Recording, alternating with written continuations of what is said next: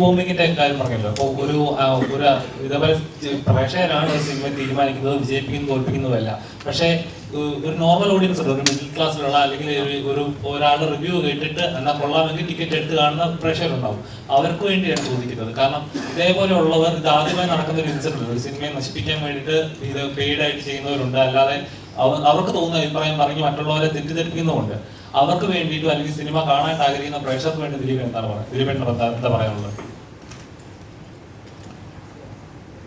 എൻ്റെ സിനിമ ഇറങ്ങിക്കഴിഞ്ഞാൽ ഈ പരിപാടി തുടങ്ങിയിട്ട് കുറേ കാലമായി.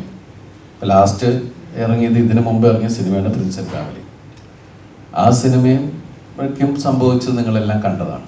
പക്ഷെ ആ സിനിമ കണ്ട ആളുകളാണ് അവർക്കെതിരെ ഭയങ്കരമായിട്ട് രോഷാകുലരാവുകയും ഈ സിനിമയെ മോശമാക്കുന്നതിനെതിരെ പ്രതികരിച്ച് നമ്മളാരുമല്ല, പ്രേക്ഷകരാണ് പ്രതികരിച്ചത്. ഈ സിനിമ ഒരു ലോജിക്കില്ലാത്തതാണ്, ഇത് വെറുതെ ആഘോഷിക്കാനുള്ളതാണ്, ഇതിൽ മഹത്തരമായ കഥയില്ല എന്നെല്ലാം നമ്മൾ പറഞ്ഞിട്ട് തന്നെയാണ് ഈ സിനിമ ഇറക്കിയിട്ടുള്ളത്. പിന്നെ അതിന് റിവ്യൂ പറഞ്ഞത് ഭയങ്കര എനിക്ക് മനസ്സിലാവുള്ള അതിൻ്റെ എന്താ. പക്ഷെ അങ്ങനെ പറഞ്ഞാലാണ് അവർക്ക് പൈസ കിട്ടുള്ളൂ.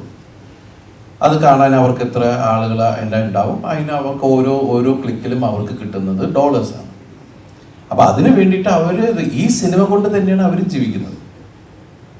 പക്ഷേ നമ്മളുടെ സിനിമകളെ സ്നേഹിക്കുന്ന ആൾക്കാർ അല്ലെങ്കിൽ നമ്മുടെ സിനിമയിൽ വിശ്വാസമുള്ള ആൾക്കാർ ഭൂരിഭാഗം ആൾക്കാരും അതൊന്നും ശ്രദ്ധിക്കാതെ തിയേറ്ററിലേക്ക് വരുന്നുണ്ട്. നമ്മളെപ്പോഴും ശ്രദ്ധിക്കേണ്ടത് നമ്മളെന്ത് കഴിക്കണം, നമ്മളെന്ത് കാണണം, നമ്മളെന്ത് വാങ്ങണം എന്നുള്ള പല പരസ്യങ്ങളും നമ്മൾ കാണും. അതിൽ നിന്ന് നമ്മൾ അതിലേക്ക് പൂർണ്ണമായി പോയി അഡിക്റ്റ് ആകുമ്പോഴാണ് കുഴപ്പങ്ങൾ സംഭവിക്കുക. അതെല്ലാം കാണാം, കേൾക്കാം, പക്ഷെ എന്ത് ചെയ്യണം അല്ലെങ്കിൽ എന്ത് എടുക്കണം, എന്ത് കാണണം, എന്ത് കളയണം എന്നൊക്കെ തീരുമാനിക്കേണ്ടത് നമ്മൾ തന്നെയായിരിക്കണം. അത് നമ്മുടെ വ്യക്തിത്വത്തെ ബാധിക്കുന്നൊരു കാര്യമാണ്. ഇല്ലെങ്കിൽ വേറെ ആൾ പറയുന്നത് കേട്ട് പോയി കഴിഞ്ഞ അവസാനം നമ്മൾ വെറുതെ ഒരു വെജിറ്റബിൾ ടൈപ്പ് പോകുന്ന ഒരാൾക്കാരായി മാറിപ്പോകും.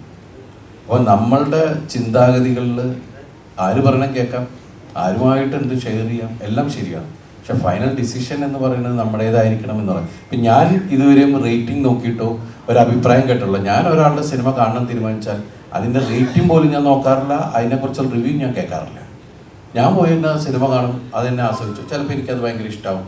ഇപ്പോൾ റിവ്യൂ കേട്ടിട്ട് ഒരുപാട് ആൾക്കാർ പറയുന്നുണ്ട്, അയ്യോ ഞങ്ങൾ ഈ സിനിമ OTT വന്നപ്പോഴാണ് കണ്ടേ, ഞങ്ങൾക്ക് എത്ര മിസ്സായി എന്നറിയോ, തിയേറ്ററിൽ ഞങ്ങൾ ആ റിവ്യൂ വായിച്ചിട്ടാണ് ഞങ്ങൾ പോകാതിരുന്നത്.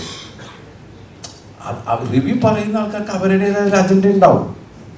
അത് എല്ലാ സിനിമകൾക്കും. ഇപ്പം നമ്മൾ പല സിനിമകളും ഞാൻ അഭിനയിക്കാത്ത തന്നെ പല ആർട്ടിസ്റ്റുകളുടെ പല ഡയറക്ടേഴ്സിൻ്റെ സിനിമകളെ റിവ്യൂ പറഞ്ഞ് കൊന്നിട്ട് ഇതിൻ്റെ ഒരു സ്ട്രെസ്സും സ്ട്രെയിനും ഇല്ലേ. ഒരു സംവിധായകൻ അയാൾക്ക് തോന്നുന്ന, അയാൾ കാണുന്ന അയാളുടെ സ്വപ്നം യാഥാർത്ഥ്യമാക്കാൻ ശ്രമിക്കുമ്പോൾ ഒരുപാട് ആളുകൾ അതിൻ്റെ കൂടെ നിന്ന് അത് സ്ക്രീനിലേക്ക് കൊണ്ടുവരുന്നു. സത്യമാണ്, നമ്മൾ 150 രൂപ കൊടുക്കുമ്പോൾ ആ സിനിമ ഇഷ്ടമായോ ഇല്ലയെന്ന് തീരുമാനിക്കാനുള്ള ഇതൊക്കെ റൈറ്റ്സ് ഒക്കെ ഉണ്ട്. പക്ഷെ അത് അടിച്ചേൽപ്പിക്കുക എന്ന് പറയുമ്പോഴാണ് അതിൻ്റെ ഒരു സങ്കടം ഉണ്ടാവുക. അത് ഒരുപാട് പേരെ ബാധിക്കുന്നുണ്ട്, സർക്കാരിനെ ബാധിക്കുന്നില്ലേ.